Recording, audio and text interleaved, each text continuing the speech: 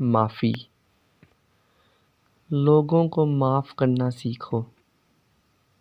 زبان سے کہہ دینا کہ میں نے تمہیں معاف کیا یہ کافی نہیں ہوتا۔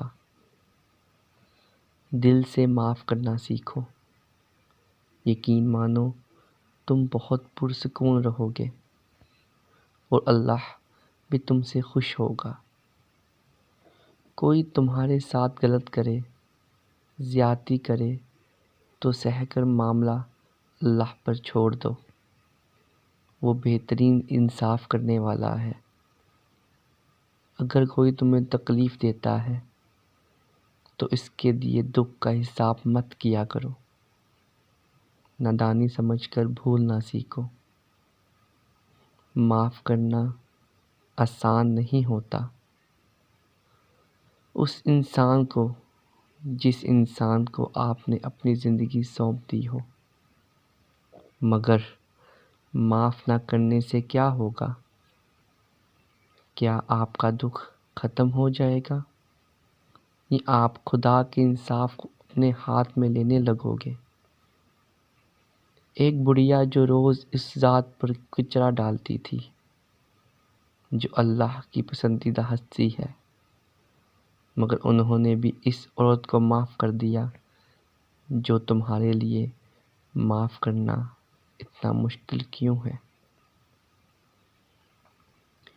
اللہ کی محبت بہت خوبصورت ہے، بہت پیاری، بہت معصوم۔